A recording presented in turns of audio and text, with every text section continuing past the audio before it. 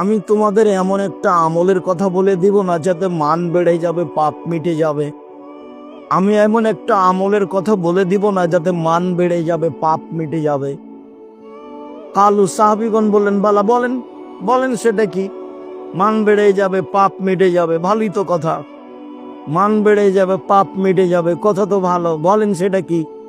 তখন আল্লাহ রাসূল বলছেন, এক, ইসবাগুল ওযু, সুন্দর করে ওযু করা। দুই, কাসরাতুল খুতা ইলাল মাসাজিদ, পায়ে হেঁটে মসজিদে যাওয়া। তিন, ইন্তজারু সালাত বাদা সালাত, এক সালাতের পরে আর এক সালাতের অপেক্ষা করা। জোহর পড়েছি, আসর কখন পড়ব, কখন হবে, এই নিয়ে প্রতীক্ষমান থাকা। এই তিনটে যদি করে, মান বেড়ে যাবে, পাপ মিটে যাবে, পাপ মিটে যাবে, মান বেড়ে যাবে, পাপ মিটে যাবে, মান বেড়ে যাবে। তিনটে। সুন্দর করে ওযু করা। সুন্দর ওযুর দুটা বাক্য থাকবে একটু পরে ইনশাআল্লাহ। এক। দুই হলো পায়ে হেঁটে মসজিদে যাওয়া। তিন, এক সালাতের পরে আর এক সালাতের অপেক্ষায় থাকা। মনে থাকবে না? মনে থাকবে।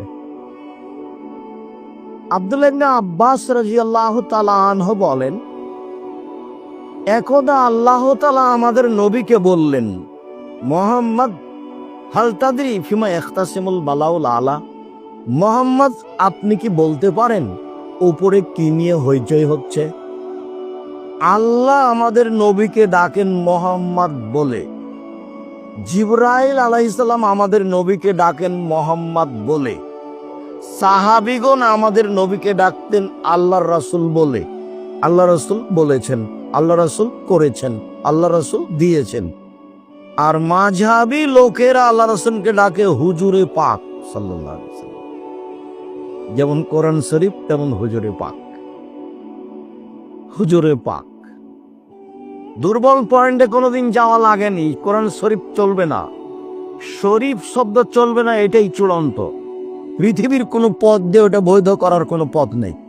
দুনিয়া একদিকে হয়ে গেল।